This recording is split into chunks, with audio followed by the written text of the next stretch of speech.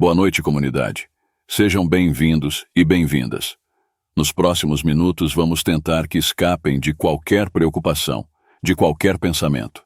Vamos tentar que tudo o mais se bloqueie, que seu cérebro se apague e os deixemos entrar nos seguintes relatos de encontros com o paranormal, de encontros inexplicáveis. Nos seguintes relatos da noite, Juana a Louca, chamávamos assim. Não sei se chamava assim. Não dizia muito. Apenas pedia algumas moedas para comer e agradecia quando alguém se compadecia dela e lhe dava água ou algo para comer. Nessas ruas do centro onde cresci, alguém que vive na rua, apenas mais um. Mas Juana sempre me pareceu diferente, tranquila, em calma, com um olhar muito triste e aquela roupa cara mais velha, já cheia de sujeira e cheiro de terra. Alguns contavam que seguramente havia um passado privilegiado e uma doença mental a levaram a terminar ali. Havia outros que diziam que, na realidade, ela havia chegado fugindo, que viver na rua se tornou um destino melhor do que aquele que a perseguia. Mas tenha sido como tiver sido, Juana era uma mulher do bairro, uma pessoa que sempre esteve presente em minhas lembranças de infância como uma ser secundária, mas sempre presente, sempre ao fundo. Uma vez, dei um chute sem querer nas costas dela enquanto jogava futebol com meus amigos. Mas eles riram tanto e celebraram minha mira de tal forma que eu me fiz de mal e inventei que, claro, tinha mirado na pobre Juana. E claro que acertei nela. Juana me olhou com raiva, mas no dia seguinte parecia ter esquecido quando eu estava varrendo com minha mãe na entrada de casa. Ela se aproximou para nos pedir alguma moeda ou algo para comer. Como sempre, me custou levantar o olhar e encará-la nos olhos, por vergonha do golpe do dia anterior, por ter rido tanto dela. Depois disso, ela desapareceu por várias semanas. Deixou de ser aquela mulher, que aparecia permanentemente em todos os lugares, como pano de fundo de nossas vidas. E apesar de todos terem percebido, ninguém se preocupou. Ninguém a conhecia o suficiente para se importar. Como quando as pessoas que vivem na rua desaparecem e ninguém percebe, exceto para agradecer que não estejam mais lá, porque somos assim, cruéis, as pessoas. É assim que somos. Lembro que numa dessas noites, minha mãe me deixou cuidando do meu irmãozinho. Ela foi acompanhar uma de suas amigas que estava com um problema. Seu esposo, minha mãe não me disse o que aconteceu, apenas que não deixasse meu irmão sair. Mas eu dei permissão para ele ir com seus amigos pela rua de trás. Já era tarde quando comecei a ficar preocupado por ele não voltar, mas o telefone da casa tocou. Era ele, meu irmão, ligando de casa de um de seus amigos. Ele me pediu para ir buscá-lo, e isso era estranho porque, apesar de ser pequeno, ele costumava andar por essas ruas a qualquer hora, como se nada fosse acontecer. Perguntei se algo estava errado, e ele me disse que Juana, a louca, estava lá fora na rua e não os deixava passar. Desliguei o telefone e saí rindo dele para buscá-lo.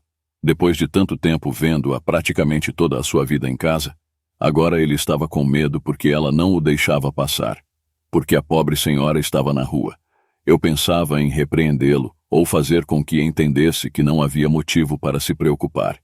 Quando cheguei à casa do seu amigo, percebi que não só meu irmão estava lá. Havia um grupo de uns 6 garotos escondidos lá dentro, todos assustados, prontos para sair correndo. Alguns deles aproveitaram para sair correndo com a minha chegada, e meu irmão pegou minha mão, dizendo que precisávamos ir rápido para casa. Havia anos desde que ele não segurava minha mão. Eu não sabia o que fazer, como lidar com ele. Em seus olhos, eu podia ver que ele estava realmente assustado, talvez como nunca o tivesse visto. Eu não entendia como Juana poderia tê-lo assustado dessa forma. Perguntei finalmente o que estava acontecendo, e ele disse que Juana estava diferente, que dava muito medo. Quase no final da frase, ele saiu correndo, pedindo que eu corresse também, que o seguisse. Lá está ela, repetia, lá está ela.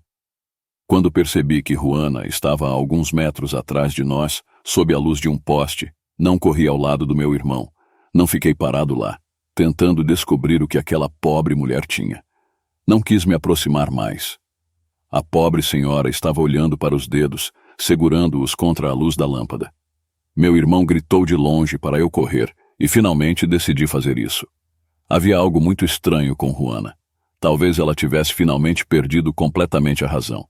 Além disso, ela cheirava muito mal, mas não como sempre, não a terra. Cheirava diferente. Entramos rapidamente em casa, e meu irmão me pediu para trancar a grade. A porta dava para a rua. Nunca fazíamos isso, e minha mãe não estava lá. Nunca fazíamos isso, nunca tínhamos feito, e eu não quis preocupar mais meu irmão. Disse a ele que não havia motivo para temer aquela pobre senhora.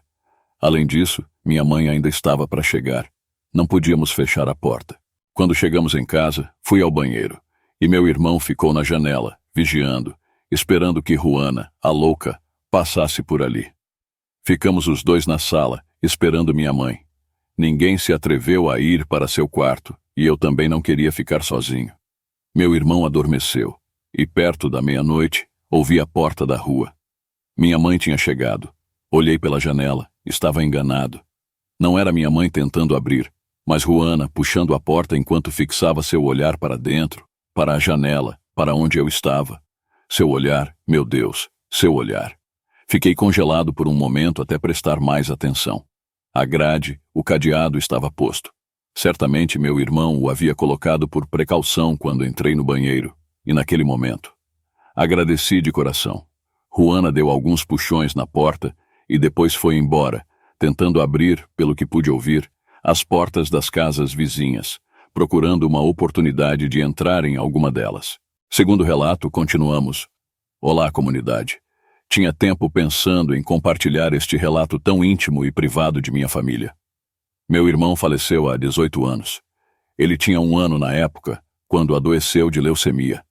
Antes disso, alguns anos antes do diagnóstico, uma irmã da minha mãe também faleceu de câncer nos ossos e morreu. Menciono isso porque está relacionado ao que aconteceu a seguir. Eu era mais velho que ele por 5 anos, mas curiosamente, sempre que adoecíamos, tínhamos febre quase ao mesmo tempo. Antes de ser diagnosticado, meu irmão adoeceu de gripe, tosse e febre. Minha mãe, sempre que tínhamos febre, nos levava para dormir com ela e com meu pai. Naquela ocasião, quando meu irmão ficou doente, não foi exceção. Meu pai estava em uma ponta da cama, no meio, e meu irmão na outra extremidade.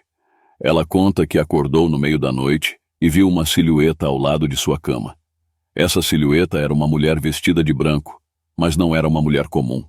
Irradiava luz e olhava fixamente para o meu irmão. Minha mãe relata que imediatamente soube que era sua irmã, que havia falecido alguns anos antes e com quem sempre foi muito próxima. Ela diz que não teve medo e sentiu como se fosse um aviso de que algo não estava bem. Mesmo assim, não soube qual era a razão da visita e apenas resignou-se a interpretar como se sua irmã fosse um anjo cuidando da família. Aos poucos dias, de certa forma, meu irmão se recuperou, mas algo que notaram é que ele ficou com uma palidez na pele, o que os alarmou, pensando que talvez ele tivesse anemia. Levaram-no ao médico, onde mandaram fazer exames, e foi quando, infelizmente, descobriram esse diagnóstico triste e horrível: leucemia. Ele passou por tratamento por 1 ano e meio, mas, infelizmente, faleceu na madrugada em que isso aconteceu. Um tio muito próximo à minha família, que sempre cuidava bastante dele durante a doença, acordou naquela hora porque sentiu que alguém falava com ele. Ele conta que viu uma silhueta parada na entrada do quarto. Ele a reconheceu, era meu irmão, e pensou que estava sorrindo. Além disso, meu tio conta que ele estava acompanhado por outra figura alta, a de um homem mais velho, que todos acreditam ser meu avô paterno, que também faleceu anos antes e que, assim como com meu irmão, tinha um relacionamento bastante próximo. Meu tio ainda testemunhava isso, confuso, pensando que estava sonhando quando seu telefone tocou. Quando recebeu a notícia, antes de responder, já sabia qual notícia iam dar, que meu irmão havia morrido e que essa aparição era ele, que veio se despedir. Meu irmão faleceu em setembro, e assim passaram os meses. Mas algo mais, outro detalhe incrível, aconteceu. Ele tinha um caminhão de controle remoto que minha mãe guardou junto com suas outras pertences. No dia de Reis, minha mãe decidiu colocar esse caminhão embaixo da árvore de Natal, esperando, segundo ela, que ele descesse do céu e brincasse uma última vez. Nossa surpresa foi que, à luz do dia e na presença da maioria da família, o caminhão, que funcionava com pilha recarregável e controle, acendeu-se. Acendeu-se do nada e começou a se mover. Aquele brinquedo sem pilha nem controle se mexeu. Se moveu diante de todos, mas ninguém ficou assustado. Todos sabíamos que era ele. Depois disso, ele nunca mais se manifestou. Supomos que essa tenha sido sua verdadeira despedida de nós, comunidade. Obrigado por continuar por aqui, por continuar ouvindo. Gostamos muito de ver que nem todas as histórias paranormais são assustadoras, mas também há sempre muitas anedotas de contato com pessoas que amamos, que vêm se despedir, que vêm nos dar mensagens. Mas bem, quero aproveitar para contar algo que nos estavam perguntando muito, pois ainda existem histórias aterrorizantes que não vão deixar você dormir esta noite. Boa noite a todos que estão ouvindo, e esta é uma história que aconteceu comigo em 2019 e que eu queria compartilhar com vocês, já que a esta hora ninguém acredita em mim, apesar de eu jurar que esta história é totalmente real. Terceiro relato. Continuamos. Era final de ano quando estava procurando um emprego de meio período, e não foi fácil encontrar um perto de onde moro, muito menos de meio período. Mas, para a minha sorte, um amigo meu me avisou sobre um trabalho como cuidador em uma galeria comercial de roupas. O trabalho era das 11h30 às 5 da manhã. Não era o melhor horário, mas bem, e não ficava muito longe. No primeiro dia, eles só me deram instruções sobre como e quando fazer minhas rondas e como usar o equipamento de câmeras. Honestamente, parecia muito fácil, já que a galeria não era muito grande. No entanto, algo que achei estranho foi que a pessoa que me dava as instruções fez um comentário um pouco estranho. Espero que não desista tão rápido. Você é o terceiro que tenho que treinar este mês, disse. Por que eu desistiria? Perguntei. Não é nada, apenas histórias e boatos sobre espectros. Pessoalmente acho que são apenas adolescentes sem nada melhor para fazer, tentando entrar para roubar algo para sustentar seu vício. Por isso, quero que você fique atento e assim que vir ou ouvir algo estranho, haja rapidamente. Ok, respondi. Ele não me deu maiores instruções, pois o trabalho era bastante fácil na sua maioria. E comecei no dia seguinte. O local, apesar de não ser muito grande, parecia muito mais amplo do que era. As luzes estavam apagadas, e a escuridão dava uma sensação de inquietação. Minhas primeiras rondas foram normais, até que em um ponto ouvi um barulho estranho. Algo vindo do porão onde ficavam várias coisas dos diferentes estabelecimentos. O barulho era muito claro, mas indescritível, já que soava como quando você tenta torcer um tubo de plástico.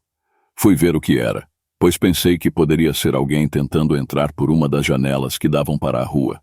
Ao descer, tentei ligar a luz, mas ela apenas piscou e não era suficiente para iluminar lá embaixo. Então, peguei minha lanterna e comecei a verificar. Chegando a um ponto, me deparei com algo estranho de se escrever, mas era algo como um depósito de manequins. Claro que era bastante assustador ver tantas figuras humanoides imóveis, mas ainda assim eu tinha que descobrir de onde vinha o barulho. Curiosamente, parecia vir do fundo, parecia vir de um desses manequins. Este manequim em particular era algo estranho. Tinha os braços muito longos, e seu rosto me parecia inquietante. Suponho que fosse por isso que estava no porão sem ser usado por nenhum dos estabelecimentos. Tinha 2 olhos grandes e ovais, e um sorriso bastante longo. Para nada. O comum em uma dessas figuras não dei muita atenção, já que vi que, de fato, a janela que dava para a rua estava aberta e deixava entrar o vento frio da noite. Supus que essa era a causa do barulho, já que o vento podia mover os manequins sem problema. Então, fui fechar a janela. Uma voz brincalhona e zombeteira me pegou de surpresa, fazendo-me procurar por todos os lados para encontrar a pessoa que tinha se infiltrado no local. Busquei a origem da voz e não havia nada. Virei-me e juro que quase tive um ataque cardíaco quando vi que aquele manequim estranho estava me encarando. Ele se moveu, virou-se e agora estava de frente para mim. Não consegui me mexer, não sabia se deveria me mexer. Mas o que aconteceu em seguida fez com que eu pulasse de susto. Posso jurar que ele piscou. Eu só prendi a respiração, sem acreditar no que estava acontecendo. Aquela coisa tinha se movido, piscou novamente, como se quisesse destacar que isso era real, que eu não estava imaginando. Fez isso várias vezes, mas meu cérebro não conseguia reagir. Como um objeto de plástico poderia se mover, piscar. Deixei cair minha lanterna, que se apagou porque a pilha havia caído. E enquanto eu procurava freneticamente no chão, vi a bateria a alguns metros de distância. Gatilhei até ela e tentei colocá-la o mais rápido possível, mas ela não acendia. Levantei e continuei tentando, mas de repente senti mãos ao redor do meu peito, mãos rígidas e frias que estavam lá, segurando firmemente. Eu não podia fazer nada, prendi a respiração e uma voz que parecia sair daquela coisa disse: "Não temas. Sou um anjo", com uma voz zombeteira e ácida. Devo confessar que se não urinei nas calças naquele momento, foi porque todo o meu corpo estava paralisado pelo impulso de adrenalina. Corri pelo porão até chegar às escadas. Saí e fui para a sala de segurança. Tranquei-me para procurar as chaves da galeria e escapar do local. As encontrei e fui até a porta para finalmente sair. Mas algo me impediu. Alguém estava subindo do porão. Era claro como subia pela escada enquanto cantarolava uma música que eu jamais tinha ouvido. Eu me escondi, não quis ver. Ouvi que ele subiu, mas não conseguia ver. Não queria confirmar que, de fato, era o manequim. Por um instante, sem querer, vi a sombra de uma silhueta de algo que parecia se mover como uma marionete. Algo que parecia me procurar. Algo rígido que não usava suas articulações porque não as tinha, e ainda assim era extremamente rápido. Finalmente, usei as chaves e, desesperado, saí da galeria. Fechei a porta atrás de mim. Naquele dia, cheguei em casa chorando e esperando que tudo isso fosse apenas um pesadelo, pois não fazia sentido o que acabara de acontecer. Obviamente, renunciei e, claro, me chamaram de covarde e deram más referências. Mas só deixei as chaves e o equipamento. Nada mais importou. Até hoje me pergunto o que era aquela coisa e por que estava lá. Só espero nunca mais vê-la. Até hoje, ainda estou esperando, implorando a Deus que tudo tenha sido um pesadelo, que tudo tenha sido apenas fruto da minha imaginação. Mas não tenho tanta sorte. Estou certo de que não foi assim. Tenho certeza de que aquela coisa está lá fora. Obrigado por assistirem a esses 3 relatos. Deixem seu like e se inscrevam no canal. Até a próxima.